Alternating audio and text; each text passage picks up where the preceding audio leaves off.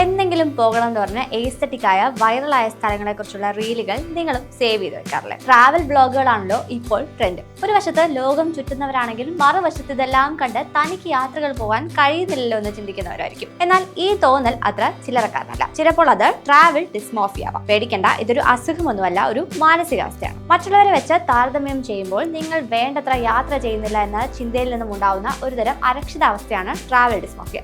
Instagram algorithm നമ്മുടെ തലച്ചോറിനെ മാത്രമല്ല ബക്കറ്റ് ലിസ്റ്റിനെ പോലും ഇൻഫ്ലുവൻസ് ചെയ്യുന്ന ഒരു അവസ്ഥയാണ്. വന്ന് പലരും യാത്രകൾ പോകുന്നത് റീൽസ് ഉണ്ടാക്കാൻ വേണ്ടി മാത്രമായി എന്നാണ് പൊതുവായുള്ള പറച്ചിൽ. ആ ഇൻഫ്ലുവൻസേഴ്സിനെ പോലെ എനിക്ക് യാത്ര ചെയ്യാൻ പറ്റുന്നില്ലല്ലോ, ഞാൻ ഒരുപാട് സ്ഥലങ്ങൾ കണ്ടിട്ടില്ലല്ലോ എന്നൊക്കെ തോന്നലുണ്ടെങ്കിൽ അത് ആദ്യം നിർത്തുകയാണ് നമ്മൾ ചെയ്യേണ്ടത്. മാനസികാരോഗ്യം നശിപ്പിക്കാൻ മാത്രമേ താരതമ്യത്തിന് കഴിയൂ. നമ്മൾ കാണുന്നത് ഇൻസ്റ്റാഗ്രാം ഫിൽറ്ററുകൾക്ക് പിന്നിലെ ബെസ്റ്റ് മൊമെന്റ്സ് മാത്രമാണ്. വിസ നിരസിച്ചതും ഫ്ലൈറ്റ് മിസ്സായതും സാമ്പത്തിക ബുദ്ധിമുട്ടുകളും ആരും പോസ്റ്റ് ചെയ്യാറില്ല. യാത്ര ഒരു സ്വകാര്യ സന്തോഷത്തിന് പകരം ഒരു പെർഫോമൻസ് ആകുമ്പോൾ അത് മാനസികാവസ്ഥയെ ദോഷമായി ബാധിക്കും. ഇൻസ്റ്റാഗ്രാം എസ്തെറ്റിക്സുകൾക്കപ്പുറം സന്തോഷമുണ്ടെന്ന് മനസ്സിലാക്കുകയാണ് അത്യാവശ്യം.